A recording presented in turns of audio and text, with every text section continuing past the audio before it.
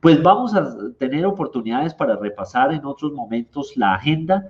Hoy, siendo ya, marca nuestro reloj las 8:33, quiero también darle el paso a el señor embajador de, de Israel, el señor Cristian Cantor, quien es un honor tenerlo acá para que además nos haga de verdad, repito, el honor de hacer la introducción, la presentación y un saludo de bienvenida para todos los asistentes que se han conectado y que van a seguir conectándose porque ahorita, Sebas, pues están conectados unos, pero esto, como además va a continuar en redes, pues van a seguirlo viendo muchas más personas. Esto al principio es más difícil el arranque, pero señor embajador Cristian Cantor, bienvenido. Es un honor para nosotros tenerlo acá y muchas gracias por acompañarnos.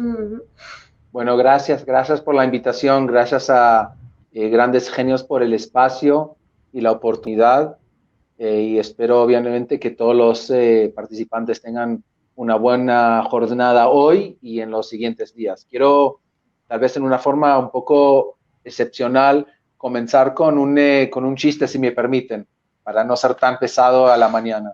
Entonces, y tiene que ver... Genial. Y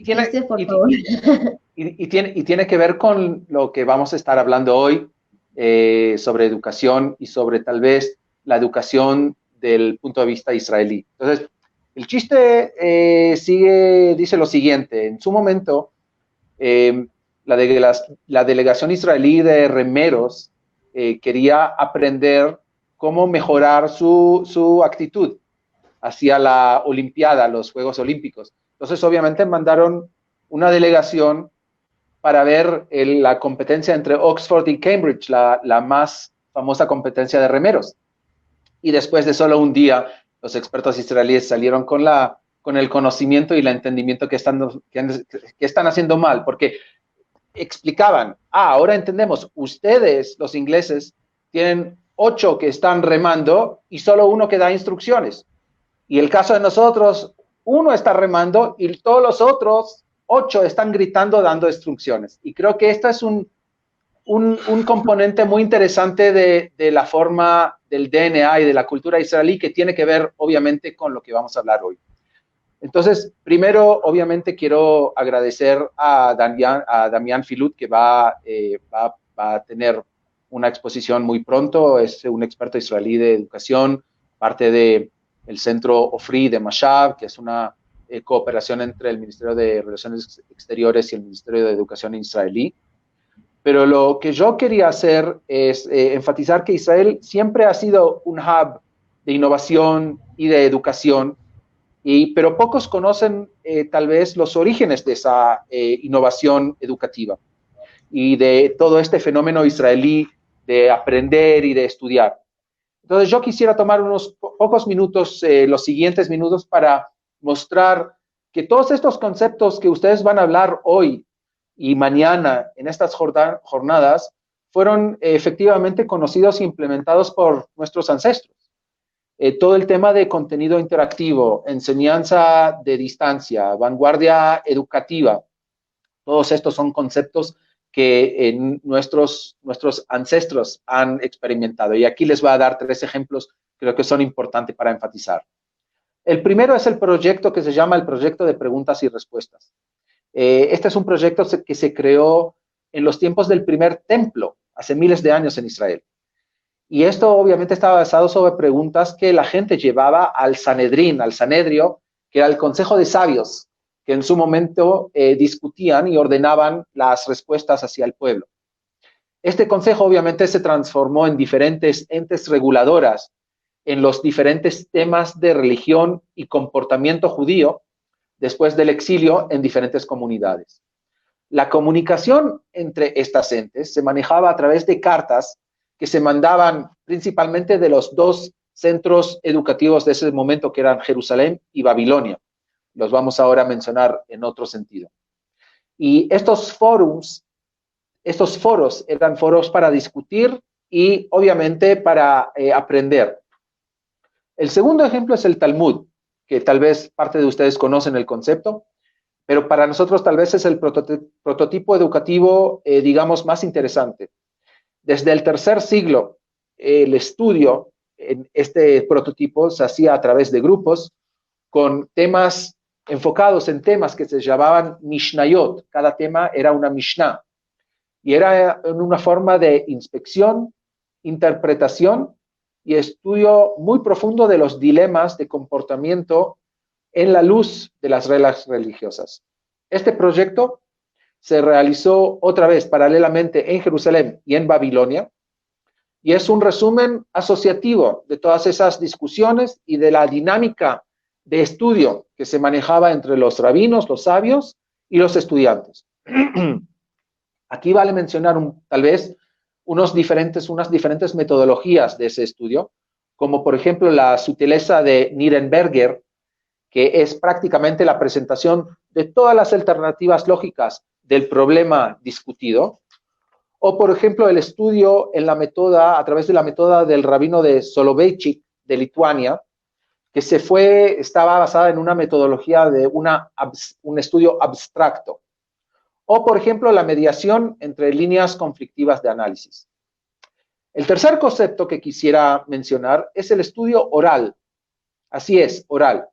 Tenemos que entender que antes de la imprenta, la tradición, a través de la tradición judía, nos cuenta que la Biblia se ha trasladado a Moisés en el monte Sinai y de él a cada generación en una forma oral.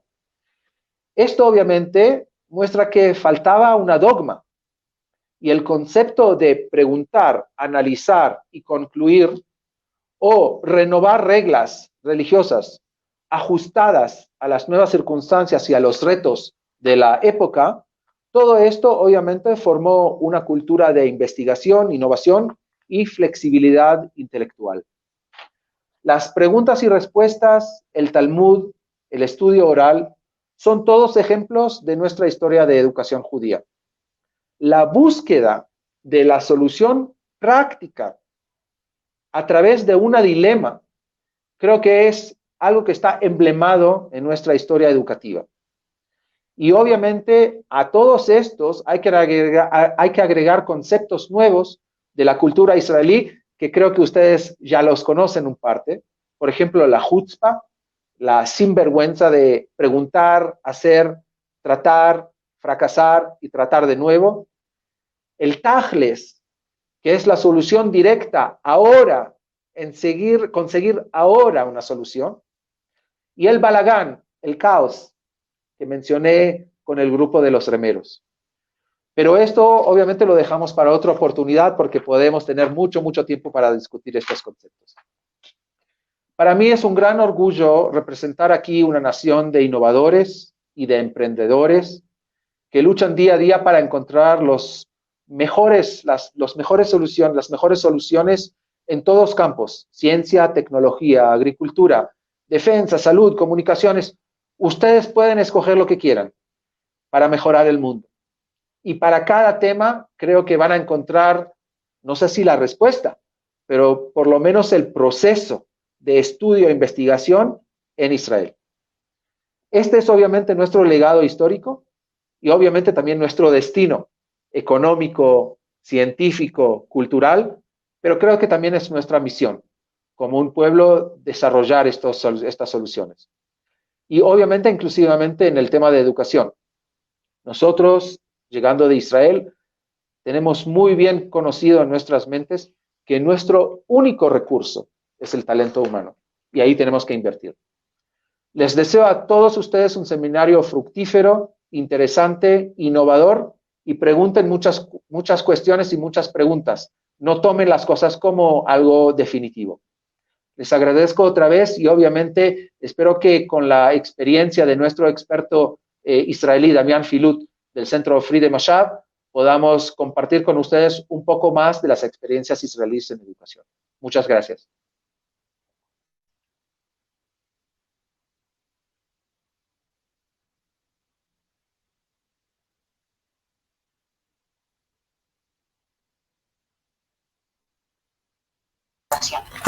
Hola a todos desde Jerusalén, Israel.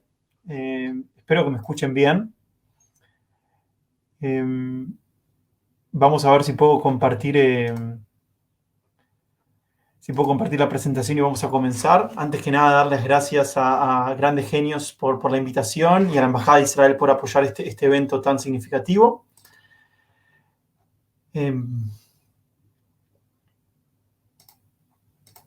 Vamos a ver. Muy bien, ahora sí, creo que vamos a poder comenzar.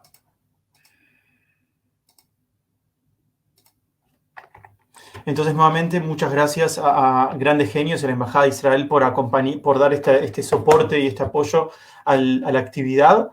Estoy muy contento de poder compartir con ustedes el día de hoy esto de la educación en línea y analizar el caso israelí.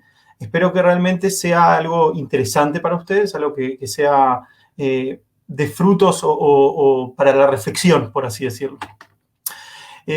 Como bien habló el embajador, le agradezco mucho por la presentación y los conocimientos compartidos. Yo soy parte del Centro Educativo de Mayab. Mayab es la agencia israelí de cooperación internacional para el desarrollo que trabaja y apoya a Colombia ya hace muchos años. Estamos muy contentos también de poder apoyar en este caso. El día de hoy, básicamente, quiero hablar de un periodo muy específico, que es el periodo de marzo y mayo. Creo que todavía estamos en temas de COVID, de corona, y es muy difícil hablar en perspectiva, pero creo que ya podemos empezar a analizar y estudiar lo que está pasando para poder aprender. Como bien dijeron, la situación actual no es una situación que se va a ir en breve, es una situación que nos va a acompañar un tiempo más. Hay que empezar a reflexionar y ver qué debemos hacer para poder mejorarlo. Entonces, creo que analizar un poco lo que está haciendo Israel, lo que viene haciendo, lo que hizo Israel estos meses, puede ser de gran ayuda. También para el caso colombiano en general en Latinoamérica, para poder tomar sus propias conclusiones y ver qué se puede hacer. Entonces, ¿con qué quiero comenzar? Quiero comenzar dando una imagen de Israel en términos educativos y tecnológicos para que ustedes entiendan cuál es el punto de partida, de dónde es que Israel se va a focalizar.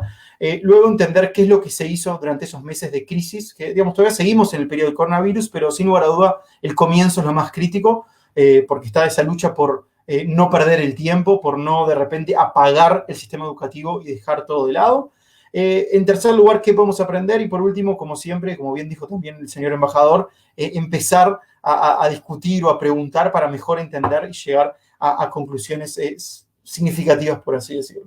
Entonces, es muy importante entender que, como vienen diciendo, y creo que también en la presentación del programa dijeron, Israel es un país que ya hace más de 20 años basa su razón de ser, su identidad en la innovación. Y una innovación muy particular, la innovación tecnológica. Lo que ven en pantalla son algunas de las creaciones que ha tenido Israel en los últimos 50 años, por así decirlo. Vemos ICQ, que quizás algunas de las personas que están en sala no conocen, que es el primer sistema de mensajería instantánea. Hoy por hoy hay WhatsApp, Messenger, hay un montón. En su momento no había, es el primero que existe. Lo usaba yo cuando era un niño, por así decirlo. La cámara en forma de una píldora, la famosa memoria USB, el tomate cherry, el tomate pequeño, Babylon, que viene a suplantar a los diccionarios del mundo, por así decirlo, Checkpoint, empresas de antivirus, Wix, unas empresas que últimamente más se conocen de Israel que tiene que ver con creación de sitios web, Waze, que creo que en Colombia no es que lo conocen muy bien, sino que lo usan a diario para poder evitar tránsito, Mobileye, Netafim, que tiene con el riego goteo. Mobileye tiene que ver con las primeras generaciones de autos autónomos, una serie de sensores que hablan sobre lo que van a hacer los autos autónomos, compradas hace no mucho tiempo por Intel, por más de 15 billones de dólares. Entonces, como pueden ver, el ADN de la economía y del país tiene que ver con la innovación tecnológica. Y esto, obviamente, se ve reflejado o llega a tocar lo que es la educación. Y me es muy importante para entender el punto de partida donde se encuentra Israel. ¿Por qué? Porque Israel, como una nación tecnológica, en su sistema de educación tiene mucho de tecnología y ciencia. Una titulación específica que tiene que ver con tecnología y ciencia, sitios web en todos los colegios y también para el Ministerio de Educación, donde van a focalizar en temas tecnológicos, una serie de opciones, como pueden ver, en temas de diseño, pero en temas de microtecnología, de agricultura de punta, catálogos digitales ya puestos en línea, y todo esto antes del coronavirus. Previo a marzo ya todo esto está implementado. Hoy por hoy vemos, por ejemplo, existe un programa en las escuelas como carritos con computadoras, laptops, para poder convertir cualquier sala en una sala de computación, una secundaria virtual para apoyar en temas de matemática y ciencia a zonas de la periferia en Israel, donde a veces no llegan profesores que puedan ocupar o responder a preguntas claves, competencias nacionales de cyber, donde los chicos desde primaria y secundaria trabajan y empiezan a tratar temas de ciberseguridad o todo lo que tiene que ver con codificación y programación. Y como digo, certificaciones que están incluidas dentro del ministerio que tienen que ver con el área de ciencia y tecnología. Entonces, lo que quiere decir que previo al corona, Israel ya está en todo lo que tiene que ver con ciencia y tecnología, profundamente inmiscuido, tratando estos temas y ya dando servicios de este tipo a los estudiantes, a los maestros, como parte del diario vivir. Ahora, de repente lo que pasa es que nos ataca el coronavirus, o llega esta pandemia internacional, mundial, global. A Israel se le puede poner un punto de inicio a mediados de marzo, donde realmente Israel se da cuenta que este no es una pandemia de Asia o de Europa, sino que llega a Israel y empieza a tener un impacto muy significativo. Y lo que hace es activar una educación en línea de emergencia. No podemos decir que es una educación en línea perfecta, de punta, a pesar de lo que había, sino que es lo primero que Israel logra hacer con una lucha, con un objetivo muy grande, luchar contra cortar la educación. Conocemos y vemos lo que pasa en muchos países del mundo donde llegó el coronavirus y automáticamente se corta la educación. Cada uno en su casa y cada uno hace lo que puede. Israel, su primera reacción es poner y tratar todo lo que tiene a disposición para en esos primeros meses luchar en no cortar la educación. Obviamente hay países que activan la radio, activan la televisión, en Israel la televisión también tuvo que ver, pero más que nada, y eso es lo que quiero mostrarles ahora, es lo que hizo en línea. Lo que hizo fue juntar en una única plataforma todos los servicios de educación en línea. Básicamente, si ustedes escribieran en hebreo, educación en línea, coronavirus, Ministerio de Educación, automáticamente van a llegar a esta plataforma. Una plataforma que va a tener todos los servicios o todas las opciones para maestros, estudiantes y obviamente padres de familia para poder tratar el tema de la educación en línea. Era mucho más fácil decidir cortar la educación y decir, ok, no hay más educación, hasta nuevo aviso, vamos a replantearnos cómo vamos a hacerlo y hablamos en un par de meses, cada uno en su casa. Pero Israel lo que dice es, tengo plataformas, tengo buena conectividad, tengo celulares, tablets, laptops, computadoras en casi todas las casas o en todas las casas de Israel. Tengo que no parar y seguir adelante. Tengo que no dar generar una brecha educativa que puede generar daños muy significativos para la economía, para la dinámica social, y tengo que dar una respuesta educativa. Y eso es lo que va a hacer a través de esta plataforma. Obviamente está todo en hebreo, pero yo les voy explicando de qué se trata para que entiendan cuál fue, dentro de este caso de estudio, lo que hizo Israel, o lo que hizo más específicamente el Ministerio de Educación.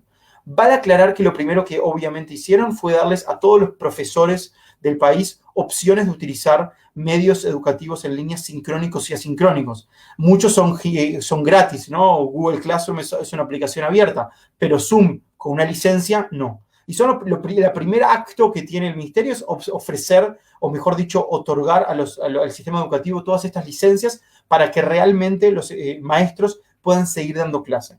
En paralelo, como dije anteriormente, está todo el tema de la televisión, y van a ver en los canales de cable todos los programas opcionales por edades y por temáticas para que ellos puedan ver. Eso es algo que conocemos de las partes. Creo que lo más interesante es lo que pasa en línea en términos generales y a qué nivel se disponen estos servicios.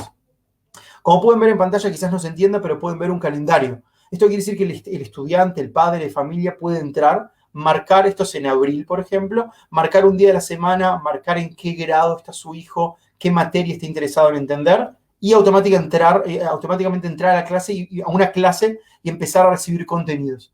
Obviamente, hoy por hoy sabemos que eso no es lo más efectivo. Entrar a una clase aleatoria y empezar a recibir contenidos no quiere decir que el chico está aprendiendo, pero son pasos que el sistema educativo tiene que ir completando, rellenando, para poder salir de ese estado de crisis, de esa educación en línea en estado de crisis. Y esto de alguna manera solucionaba eso.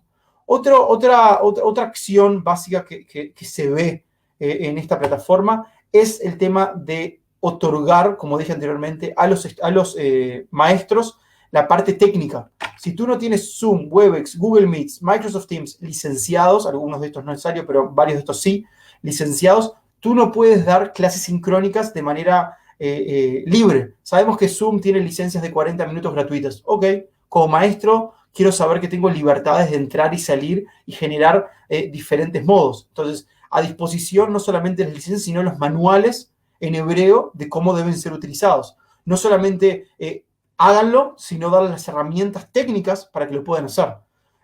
Sí, tecnología y estas herramientas ya estaban dentro del sistema educativo israelí, pero eso no quiere decir que la mayoría de educadores conocen los conocimientos o tienen los conocimientos. Hoy por hoy sabemos muy bien que una de las cosas más importantes es capacitar a los educadores para que puedan hacer lo que tienen que hacer. Y esta parte técnica es fundamental. En segundo lugar está todo lo que es la parte pedagógica. Cómo dar esas clases. Un catálogo de clases, de cómo transmitir, cómo preparar clases de manera efectiva. En este catálogo van a encontrar también clases, pero también cómo hacer para que las clases sean correctas en términos sincrónicos o asincrónicos en lo que es educación en línea. Saber usar la computadora no quiere decir saber usar o dar clase en línea. Tener una presentación en PowerPoint para dar educación presencial no quiere decir que sé cómo dar una clase en Zoom o cómo manejar la división entre lo que es sincrónico o asincrónico. Para aquellos que no conocen, sincrónico, todo lo que pasa en tiempo real e interacción, y asincrónico, todo lo que pasa a tiempo del estudiante, por decirle. Esas tareas que se les mandan y que van haciendo a su tiempo con una fecha, en teoría, límite. Entonces, también es muy importante la parte pedagógica, que también se capacita a través de estos catálogos. Otra opción muy interesante, lo que está marcado quiere decir gratis, son clases particulares para uno o un grupo de estudiantes sobre alguna pregunta específica. Qué importante es que si me conecto a una de estas clases y el profe da una clase sobre una temática que me es importante sobre matemática, coseno de un triángulo, no entendí en qué instancia puedo preguntar o me pueden explicar específicamente una duda que tengo. Entonces, puedo entrar, y es como, digamos, una clase particular a la carta, y marcar solo con otras personas ese encuentro para poder solucionar esa pregunta específica o ese tema que no entendí específicamente hablando. Otro tema que para los que trabajan con educación, para los que trabajamos con educación en línea es fundamental, es el tema de las clases grabadas. Las clases grabadas son una herramienta muy importante, clases grabadas o cápsulas, por así decirle, cápsulas de información. Esto entendemos que es básico por varios motivos. Número uno, estuve en una clase, no entendí todo lo que se dijo. Quiero entrar nuevamente 5, 6, 7 veces a escuchar la clase nuevamente. Entonces puedo entrar a la clase grabada y reescuchar lo que presentó el profe. Otra opción es, como padre de familia, mi hijo está haciendo un deber sobre una temática, pero no lo entiendo porque ya no estoy en la escuela, ya no estoy en el secundario, no sé de qué se trata, qué es lo que hago. Puedo entrar a clase y chequear la información. Otra opción es que el profe quiera mandar de deberes al estudiante mirar una clase grabada para poder prepararse para lo que va a haber en la siguiente clase o para repasar el material de la clase anterior. Son opciones que son básicas, y si no hay un catálogo con clases grabadas es imposible hacerlo. Otra opción es, tenemos un profesor o un conferencista estrella que de alguna manera puede o dio una clase muy interesante y de manera muy, muy clara. Ok, tengo ahora la clase grabada y otras personas la pueden ver de igual manera. Entonces, las clases grabadas son material clave para poder dar una continuación y más que nada la parte asincrónica, por así decirlo, de lo que es la educación en línea. Un proyecto muy bonito que también sale de esta plataforma del ministerio es, sabemos que el segmento más desafiado, más problemas o más aislado son los abuelos, nuestros abuelos, que de alguna manera sabemos que son los más vulnerables a esta pandemia y de alguna manera son los que tienen que cuidarse más, se encuentran solos en sus casas. Entonces, lo que hizo el ministerio es promover un programa a través del cual los chicos con estas herramientas sincrónicas como Zoom, se conecten y conversen y den charla a sus abuelos. Hoy por hoy sabemos también que no solamente el Ministerio de Educación, sino otras ONGs y otros organismos también fomentaron este tipo de comunicación, una comunicación a través de la cual ellos puedan no estar solos.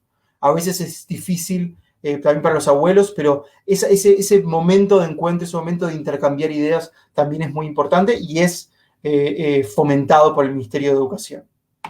Otro proyecto muy interesante tiene que ver con esta competencia de cyber que les comentaba anteriormente. Es una competencia anual, la cual se maneja a nivel de matemáticas, robótica, makers, drones, de todo un poco, que ya de por sí parte de la misma es en línea.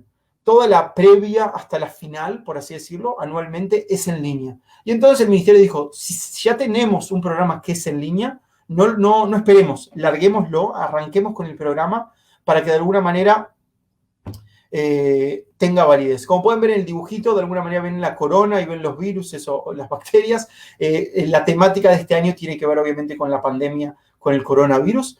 Y fue muy astuto no olvidarse tampoco por parte del Ministerio de Educación en Israel de lo que ya tiene y automáticamente hacerlo presente en su plataforma para fomentar la misma.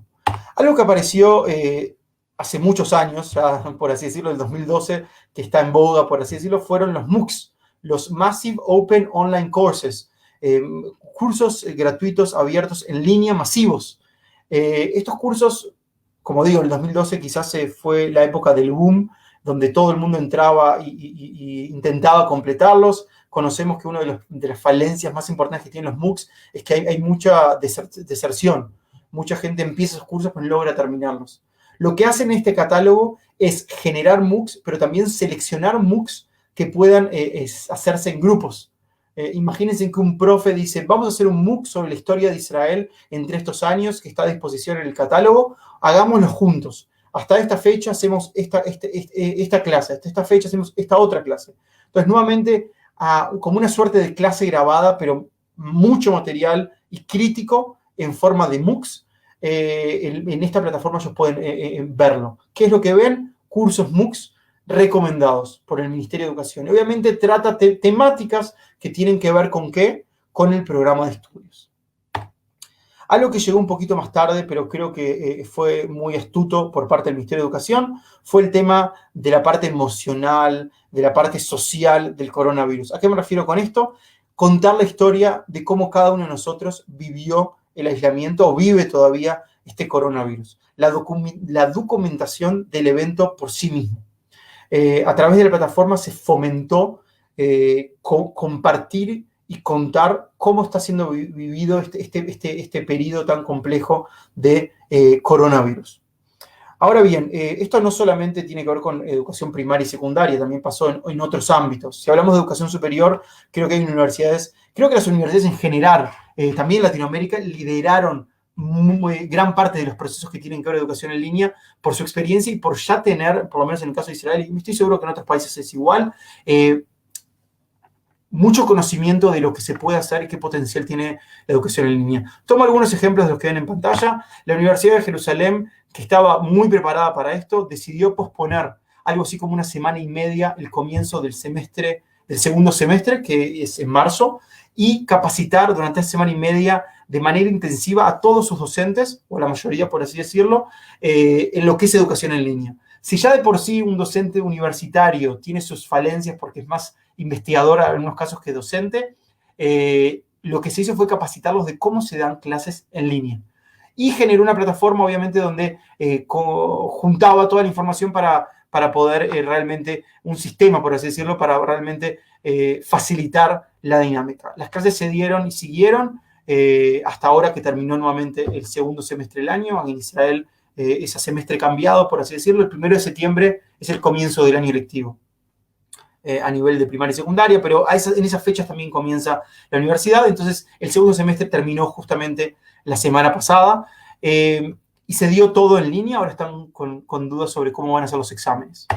La Universidad de Tel Aviv, que también estaba muy adelantada en temas en línea, creo que una de las cosas más particulares es lo que hicieron en colaboración con una compañía de cables. Básicamente lo que ven a mano izquierda, sí, es un artículo de un diario donde muestra o publicita que MOOCs o cursos en línea, MOOCs de la Universidad de Tel Aviv, son publicados en las compañías de cable en Israel. Quiere decir que yo puedo prender la tele y puedo ver un curso de la Universidad de Tel Aviv en pequeños videos grabados. Es algo que obviamente fue muy innovador y fue un gran acierto, por así decirlo, por parte de la Universidad de Tel Aviv para llegar a más población y poder compartir más material. Otra universidad que también sorprendió fue la Universidad de Bar-Ilan. La Universidad de Bar-Ilan tiene la Facultad de Educación. La Facultad de Educación, ellos tienen un centro de simulaciones. El centro de simulaciones, por así decirlo, lo que tiene es una particularidad. Muchos docentes del país llegan a capacitarte de una manera con actores. Los actores entran a una sala con uno de los maestros y actúan y el resto de la clase está en otra sala analizando la situación. Este centro de simulaciones lo pasaron en línea. Además de que también tienen que ser en línea, quiero dar otro ejemplo que es eso, ¿no? Transformar algo que ya tienen, que es un centro de simulaciones, a en línea y siguieron trabajando, pero con su centro de simulaciones en línea. Otra experiencia muy positiva es lo que se llama Campus IL. Campus IL es básicamente, como ustedes conocen, edX, pero es una iniciativa de la Comisión de Educación Superior en Israel y también del Ministerio de Bienestar. Básicamente lo que se quiere hacer es igualdad social, dar la posibilidad de que todas las personas tengan accesos a cursos en línea. Ven en el centro de la pantalla un smiley con una máscara, las que todos estamos usando hoy por hoy en estos momentos de coronavirus.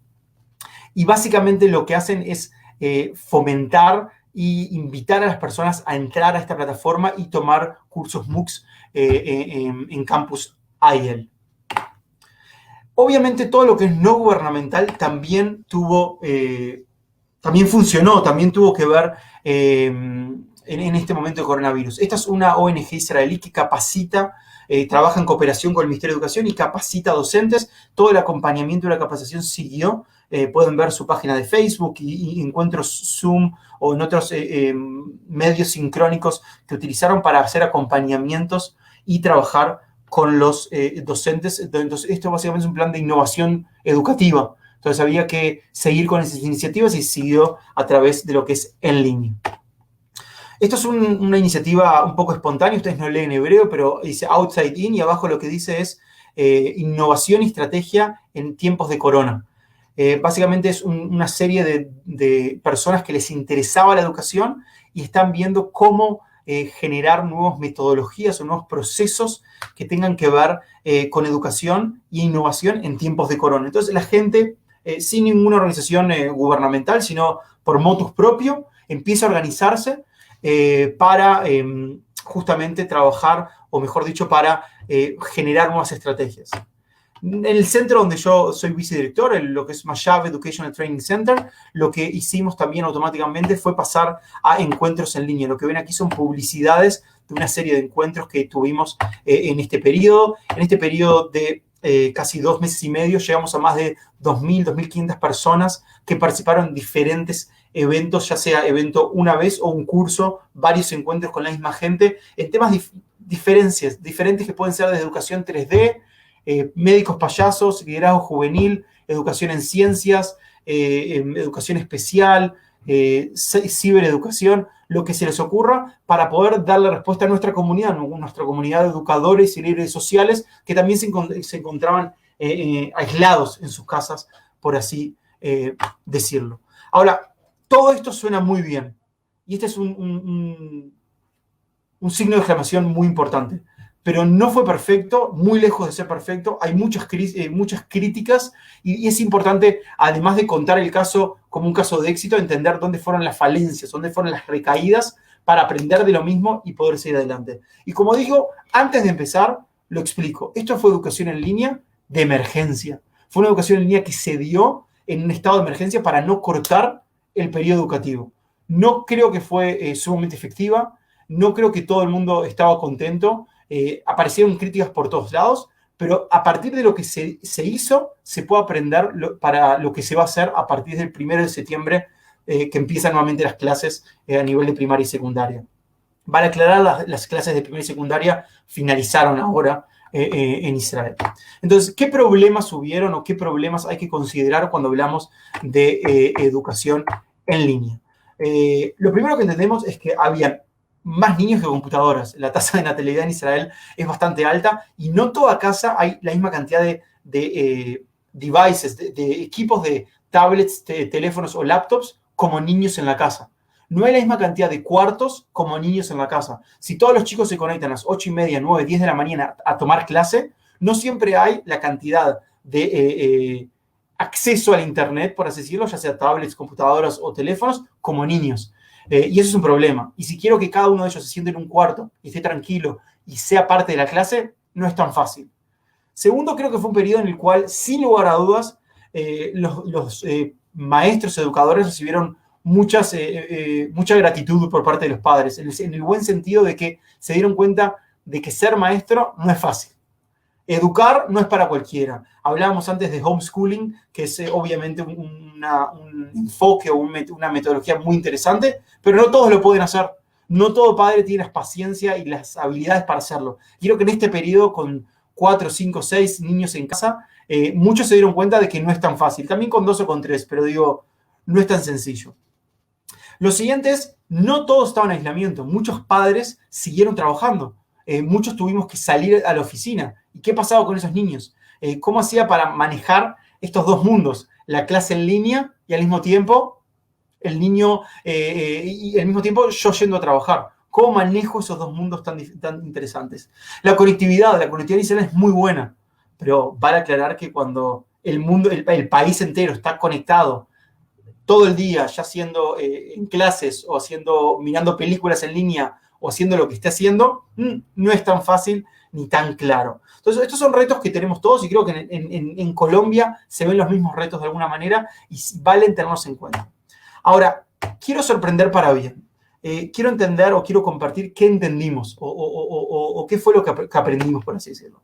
Lo primero que tenemos que aceptar es que la tecnología no se ve como creíamos que se veía. ¿A qué me refiero con esto? Los jóvenes de hoy en día viven o trabajan con la tecnología de otra manera. Y digo jóvenes, cuando hablo de mi persona, más jóvenes que yo. Mi niñez la pasé en la calle. Gran parte de mi niñez la pasé jugando con una pelota en la calle. Si muchos de los niños que conocemos están ahora en primaria y secundaria, pasaron su niñez con un tablet o con una computadora o con el celular, de alguna manera su percepción de la tecnología es diferente. Y cómo comprenden y analizan o asumen cada uno de los aplicativos o de la interacción es diferente. Y hay que aceptarlo como es.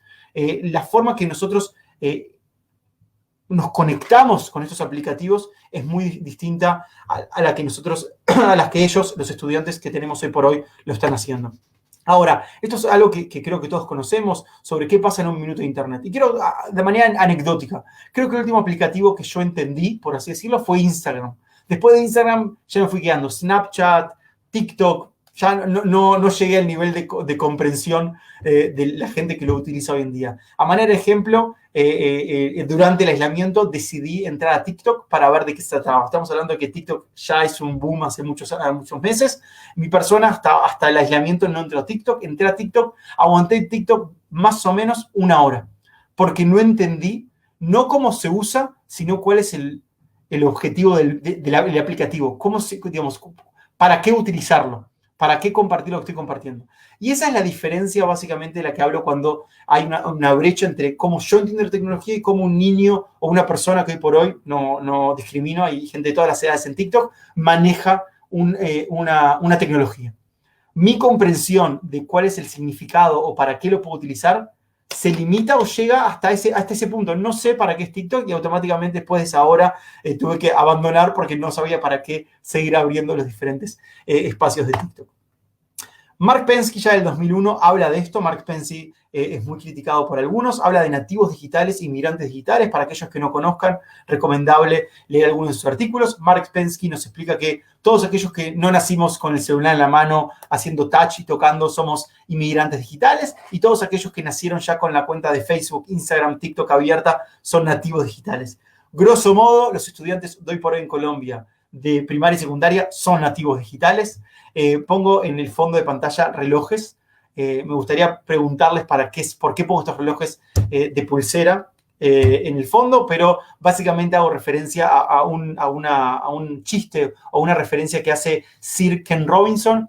Creo que los nativos digitales, los inmigrantes digitales, seguimos creyendo en instrumentos, elementos que tienen una función. Y los nativos digitales creen este tipo de instrumentos, los smartphones, que tienen cientos de funciones. Entonces creo que también es una forma de dividirlos entre los nativos y los inmigrantes, ¿no? Algo que tiene muchas funciones, algo que todavía sigue teniendo una función. Quizás un nativo digital diría, ¿para qué necesito esto? Un reloj de pulseras si tengo mi celular, que entre otras cosas también tiene un reloj.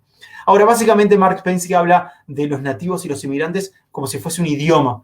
Cuando uno aprende un idioma le queda un acento. Incluso mi persona que nació en Uruguay y hoy por hoy, yo hace más de 15 años vivo en Israel, cuando hablo hebreo se siente mi acento de latinoamericano, de mi español, de mis raíces, por así decirlo. Y él dice lo mismo con relación a la tecnología. Lo que nos explica es que hay diferentes dejos del acento digital. Él nos cuenta, por ejemplo, que un inmigrante digital, cuando manda un mail, a veces llama para averiguar si el mail llegó o no llegó. Un nativo digital dice, si mandé el mail llegó. Y si el mail no llegó, me va a responder que por algún problema hubo y que el mail no llegó. El inmigrante digital, cuando va a querer compartir algo en la oficina, va a llamar al colega que venga a compartir la pantalla, mientras que el nativo digital va a compartir el enlace. Los inmigrantes digitales todavía queremos imprimir mucho del material para leerlo, porque leer de la computadora nos es un poco difícil. Entonces son, como lo llama él, acentos de los cuales él trata cuando habla de la diferencia entre nativos y migrantes. Entonces esa es una de las primeras cosas que, si hasta ahora las entendimos, porque él escribe ya del comienzo del siglo XXI, hoy por hoy, con el coronavirus, las vemos a flor de piel. Vemos de qué se tratan estas brechas entre los que son nativos e inmigrantes digitales. Estos nativos digitales, que ya en tan corto plazo logramos categorizarlos, son personas que están conectados a Internet, que saben compartir mucho mejor que nosotros, son personas que están buscando estar en varios procesos simultáneamente. Prueben, o sabemos, ¿no? Probar dejar a un nativo digital sin Internet por 1 o 2 días, a ver qué tipo de comportamiento vamos a ver. Sabemos que están todo el tiempo chequeando y viendo qué es lo que está pasando en línea. Esto es algo muy interesante y tiene que ver más con lo micro. Si en lo macro entendimos que hay un cambio en la percepción de la tecnología, en lo micro, en la clase, por así decirlo, entendemos que también hay un cambio en cómo se da la clase, en cómo entender, en el macro de cómo utilizar la tecnología, en el micro de cómo aplicarla pedagógicamente hablando. Este es un cuadro que presenta Campos Ayel. De alguna manera hace la diferencia entre lo que es aprendizaje en tiempos de educación en línea y aprendizaje en tiempos que ya no es relevante, ¿no? De cuáles son las diferencias. Y creo que es muy importante para todos los educadores entender que lo que hicimos o lo que se hace de manera presencial está muy lejos de lo que se puede hacer de manera en línea. Lo que estoy haciendo yo, por en cuanto, no es una clase, es una presentación. Si fuese una clase, me tendrían que despedir, por así decirlo. Esto es más que nada una presentación, porque realmente hay diferencias que no se pueden obviar ni dejar de lado. Ahora bien, quiero decir y quiero explicar de manera muy clara y específica. Hay temas que no tienen que ver solamente con la tecnología. Hay temas que no solamente tienen que ver con el caso del que presenté. Y a mi entender, estas son las enseñanzas, por así decirlo, que yo aprendo del caso israelí, que vienen desconectadas de la tecnología. Entiendo que hay 3 conceptos que se van a fomentar y se tienen que fomentar también para que la educación en línea sea exitosa, pero también para que la educación en los próximos años venideros sea exitosa. Vamos a tener que fomentar mucho más la autonomía en el proceso educativo. Vamos a tener que fomentar mucho más el autoaprendizaje, que tiene que ver ambos conceptos con el tema de la motivación cuando enseñamos o cuando queremos aprender. Y por último, aprender a aprender. Lo que tenemos hoy por hoy en la educación tradicional no es aprender a aprender, sino es aprender a memorizar. Hay un doctor israelí, Yoram Arpaz, que básicamente el doctor Yoram Arpaz habla de hablarnos, enseñar, escucharnos, aprender, y tiene que ver con esto de generar autonomía, motivar para el autoaprendizaje y aprender a aprender. Y esto se puede desprender del caso que acabo de explicar, porque en la educación en línea, para hacer educación en línea efectiva, se tiene que generar autonomía, se tiene que generar autoaprendizaje, se tiene que aprender a aprender, pero también se puede fomentar sin esa tecnología en estos periodos donde lo presencial no es relevante. La sala de clases ya no se ve, no existe, por así decirlo, porque la sala de clases que conocemos con los 20, 30, 40, 50, 60 estudiantes en la misma sala ya no existe. Entonces, estos tres conceptos son básicos en este nuevo periodo que estamos entrando del coronavirus. ¿Dónde estamos hoy por hoy? Y hoy por hoy, básicamente, digo, las clases terminaron. Israel logró, con este aprendizaje en línea de emergencia, estar un periodo en aislamiento y volver a las clases. Lo que ven son artículos de diario donde muestran que chicos llegan con permisos al colegio, se les chequea la fiebre cuando entran a la sala, se desinfectan clases, las clases son en cápsulas, pequeños grupos llegan cada día y se van alternando en los horarios y en las fechas. Logran de alguna manera terminar el ciclo de la educación primaria y secundaria del 2020-2021. Como les digo, las últimas semanas se volvió, después de lo que fueron las Pascuas judías, muchos colegios volvieron a cápsulas y paulatinamente volvieron a clases. Fue un periodo de mucho aprendizaje y mucho desafío para el sistema educativo porque tuvo que ver cómo no cortar esa línea de la cual vengo hablando hace ya un tiempito, pero se logró con críticas para bien o para mal, pero se logró de una manera u otra. ¿Qué es lo que nos espera? ¿O cuál es el llamado? Hoy por hoy, o creo que es lo que va a pasar en los próximos meses previos a septiembre, que empieza nuevamente el año lectivo en primaria y secundaria, vamos a tener que compartir o juntar lo que es la educación presencial y en línea. Hoy por hoy llamamos a esto de aprendizaje semipresencial o aprendizaje híbrido, un aprendizaje que combina ambas áreas. Hay gente que habla de un 80-20, un 80 presencial, un 20 en línea, hay gente que habla de un 50-50, hay gente que habla que más del 50 tendría que ser en línea o a través de procesos asincrónicos y unos momentos de educación presencial para poder evacuar dudas. Tenemos, previo al coronavirus, ejemplos de lo que es clases dadas vuelta, donde los chicos o los estudiantes pueden ver videos y llegar a la clase listo para aprender, por así decirlo, o para ejercitarse.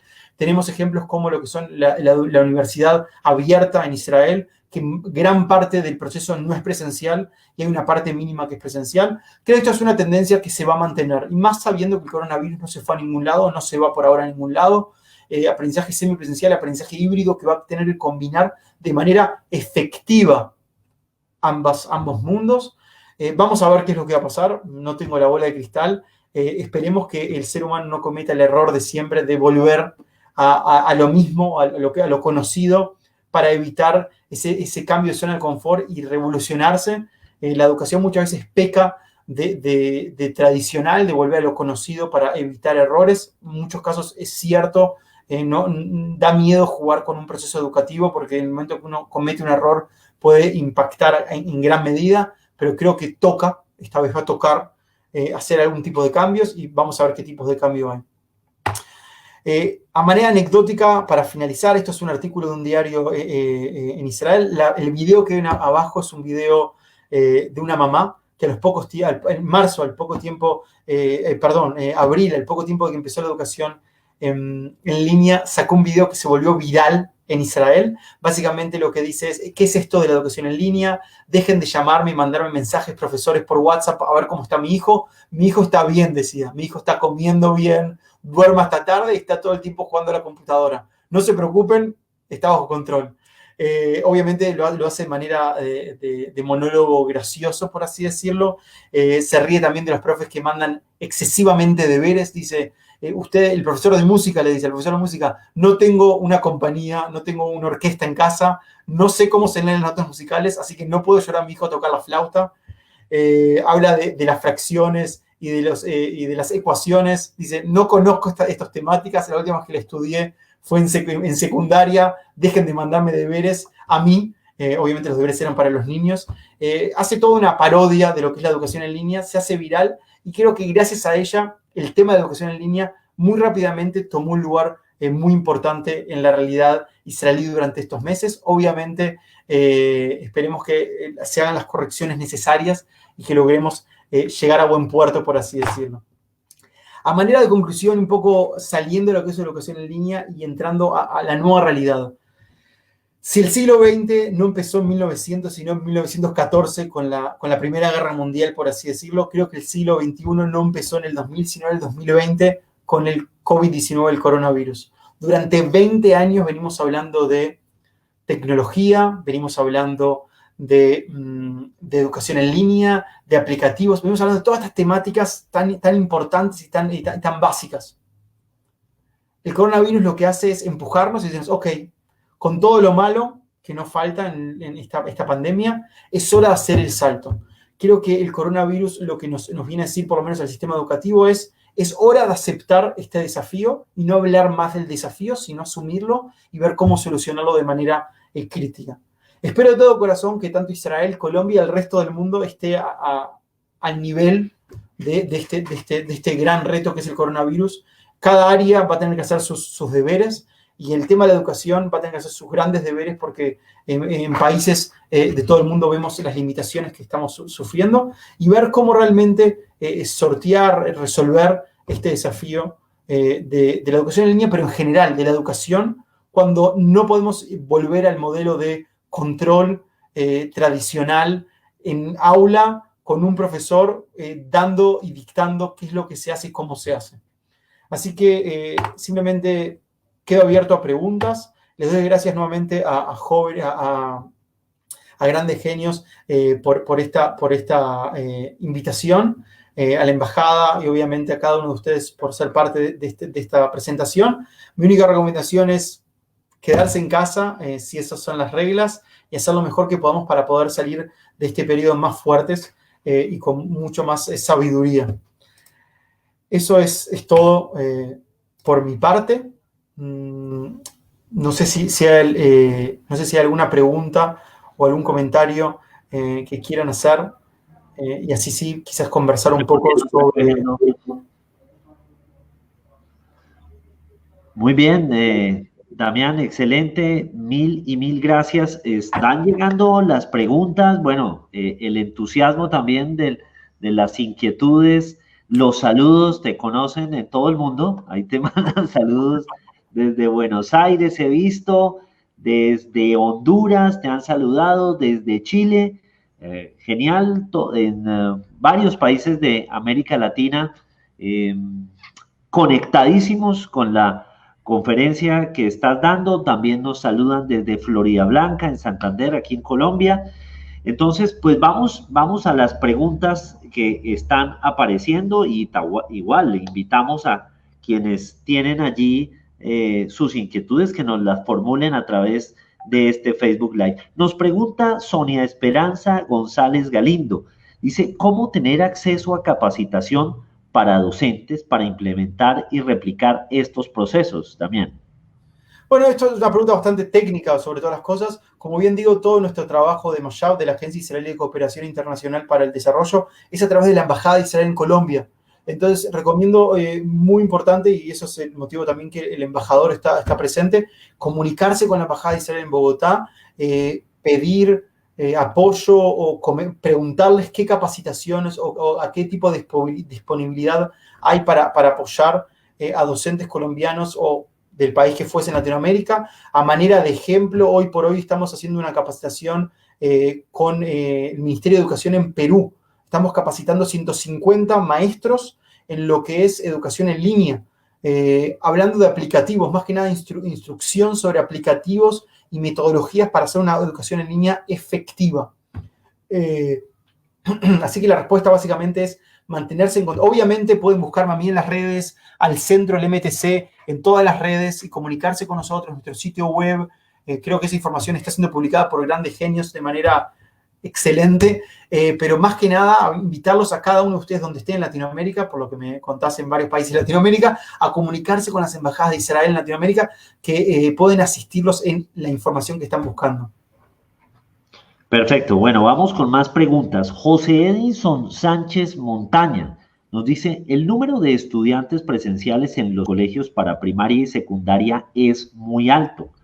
¿Para la educación en línea se requiere un número de estudiantes menor en cuanto al seguimiento y acompañamiento académico? Él, como ves, Damián, está preocupado por esa relación entre número de estudiantes, la capacidad también seguramente del docente para guiar la experiencia. ¿Qué podrías compartirnos, Damián?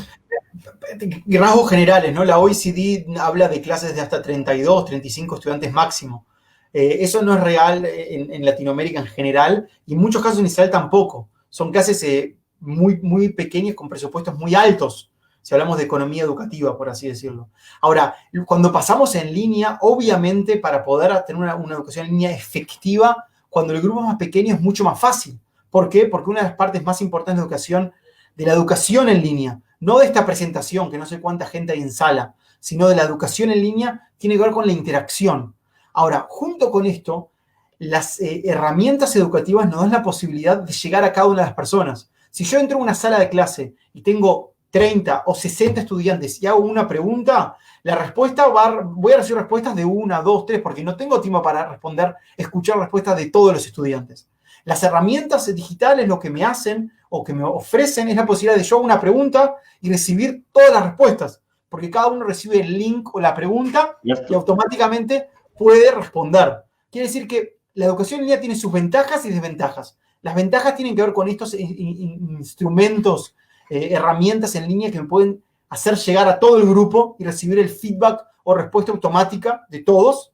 Y la parte negativa, por así decirlo, es ese miedo de que si estoy dando una clase para niños o de primaria o secundaria y estoy explicándolo y quiero generar interacción, si hay 70 personas en clase, qué miedo, porque realmente no puedo trabajar con todos. Pero ese equilibrio que va a tener que manejar, obviamente el radio que vamos a querer siempre es el menor posible para poder responder e interactuar con cada uno de los participantes. Víctor, no te escuchamos.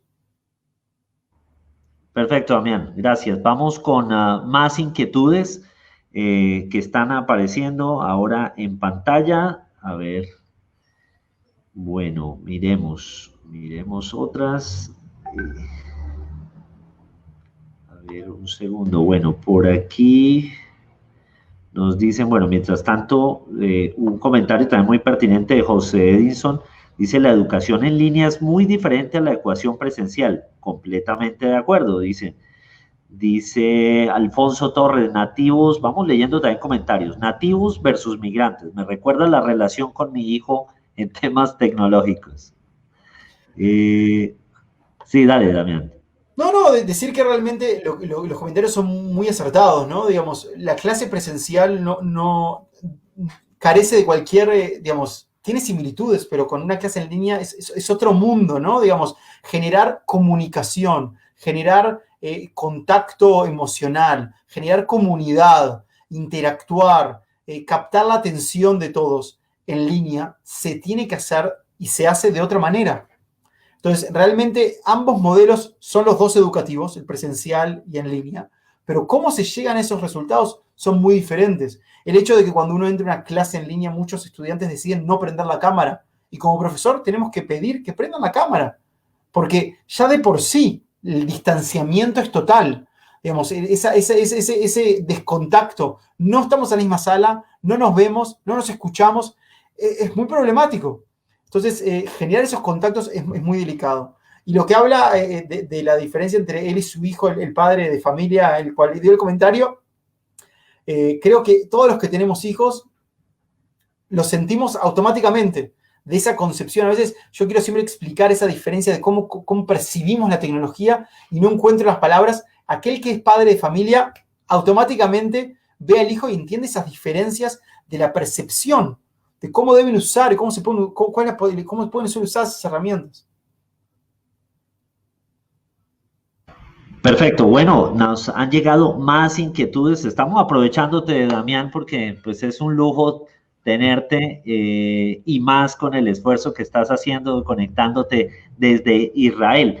Dice Alfonso Torres, ¿cómo podría ser esa relación entre educación virtual y educación presencial en instituciones educativas donde los estudiantes, me imagino yo, con escasos recursos y poco acceso a herramientas tecnológicas? Excelente, Alfonso. Estas son, digamos, no voy a hablar de países ni regiones específicas, pero justamente este es el tema. La educación en línea es en línea. Si no está la infraestructura, no vale la pena empezar a capacitar a profesores a cómo usar tablets.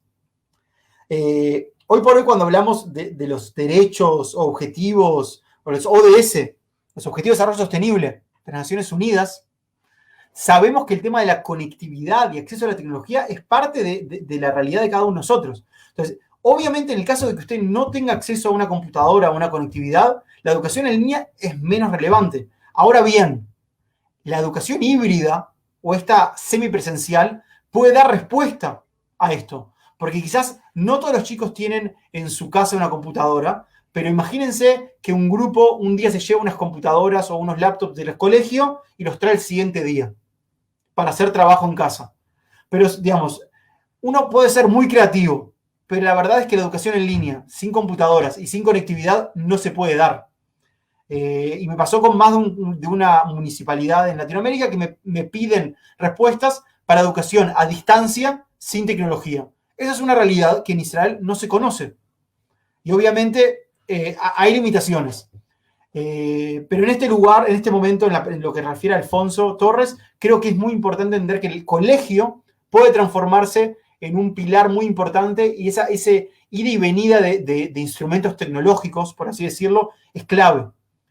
Incluso la educación híbrida, que es parte presencial y parte en línea, puede ser crítica para estas zonas rurales donde queremos dar atención a más población y de manera más específica. Si yo tengo un grupo en la zona rural de 60 personas y desarrollo ahora un plan de educación híbrida, en vez de dar clases simultáneamente a 60 personas en el ámbito rural en una hora determinada, voy recibiendo de a grupos y dando tareas asincrónicas para otros grupos. Ahí entra la autonomía, aprender a aprender y el autoaprendizaje.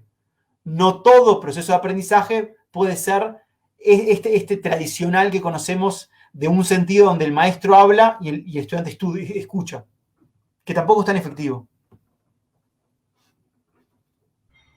Muy de acuerdo, Damián. En efecto, y creo que quiero volver a una de las ideas que mencionaste durante tu intervención, ¿no? Tener una computadora, tener un ordenador, computador, como lo llamamos en las distintas geografías, eso no nos convierte inmediatamente en maestros en línea. Hay un proceso mucho más allá que va con la didáctica, con la pedagogía, que implica cómo repensar el uso de estos dispositivos para que le puedan servir a los estudiantes. A veces también se cree que prender justamente una webcam y hacer lo que hacíamos en el aula es educación en línea, y yo creo, Damián, que nada más lejano que eso. La tecnología es y será un medio, nunca un fin, nunca un fin. Anecdótico, y creo que usted vivió lo mismo en su niñez. Si no tuvo homeschooling, vivió lo mismo en su niñez. Yo cuando iba a la escuela, y yo iba a una muy buena escuela, cuando era un niño en Uruguay, en mi currícula, yo tenía un horario que iba a sala de computación donde aprendía a usar la computadora. Digamos, hoy por hoy, en Israel por lo menos no se concibe. Quizás hay una clase específica de programación y coding, pero la computadora, no hay clase de computación. La computación está integrada en un proceso, en un proceso educativo. Y eso es clave para entender en ese cambio de chip, de lo que es la tecnología. Hoy por hoy, obviamente no es el momento, pero hay una serie de teorías que hablan de cómo utilizar la tecnología de manera pedagógica. Digamos, cada aplicativo, por divertido que sea, tiene un objetivo y una razón de ser. No utilizo el aplicativo porque me es divertido, sino porque responde a unos objetivos pedagógicos para llegar a un objetivo educativo. Entonces, esas son nuances, esas son temitas que de a poco uno va aprendiendo cuando trabaja en línea o en general en la educación del siglo XXI. Muy de acuerdo. Bueno, vamos con una última pregunta. Van a seguir llegando preguntas y al final te voy a preguntar cómo contactarte, pero vamos con esta de Eduardo Casanova González. Nos dice: existe una gran diferencia entre revolución y transformación En términos de educación, ¿qué se requiere, Damián?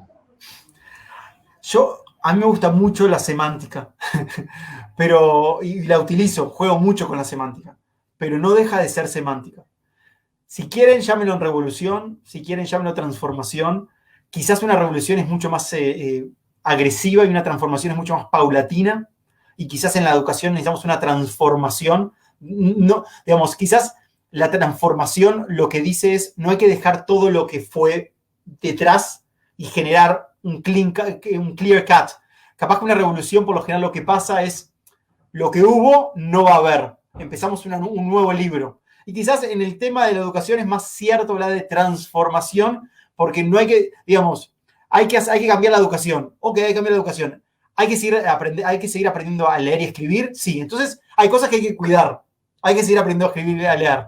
Entonces, lo que repito y digo, quizás lo que hay que hacer es un cambio paulatino y una contextualización de la educación que tenemos para los objetivos actuales. Si ustedes se dan cuenta, el comienzo de mi presentación no habló de educación, habló de la economía israelí. ¿Por qué? Porque parte de la educación responde a objetivos de país. Entonces, hay que hacer transformaciones para que la educación responda a un contexto de país, de economía, de cultura. Entonces, quizás respondí un poco a lo que Eduardo pregunta, quizás es un tema semántico, pero quizás lo que queremos es una transformación de la educación para responder a las nuevas preguntas. Perfecto, Damián. Excelente. Bueno, como ves, siguen llegando las inquietudes y además te voy a poner una tarea y es también si nos puedes a través del Facebook Live de Grandes Genios You, a que lo invitamos a que los compartan. Todos ustedes díganle, señalen ahí esta flechita de compartir y pónganlo en sus redes sociales. Hagamos de este evento lo que es un evento internacional, multiplataforma, multiusuarios, cada uno de nosotros compartiendo estos contenidos para que justamente a más personas les llegue la información. Damián, a ti, al Mashab, a la Embajada de Israel, muchísimas gracias por compartirnos este conocimiento de manera tan generosa. A ustedes, primero les cuento que la tarea ya la hice. En nuestras redes ya están compartido el Facebook Live. A ustedes por la invitación nuevamente. El logo que me acompaña desde que empecé a trabajar en este lugar es compartir es inspirar. Cuanto más compartamos, vamos a inspirarnos unos a los otros y vamos a fomentar más acción educativa. Así que gracias a ustedes por la invitación y por el apoyo. Esperemos seguir generando lazos. En estos tiempos de crisis siempre hay una dicotomía, o la separación o generar lazos para salir adelante. Creo que este es el momento de generar lazos para seguir adelante y creo que Grandes Genios con esta iniciativa es lo que está haciendo.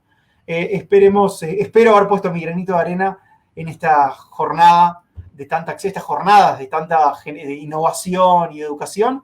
Les deseo muchos éxitos, prometo entrar de vez en cuando a ver algunas de las charlas que parecen estar muy interesantes. Y como siempre a disposición, tienen mis correos, mis sitios web, nuestros de la agencia de las redes, y estaremos aquí esperando sus preguntas y apoyándolos en lo que necesiten.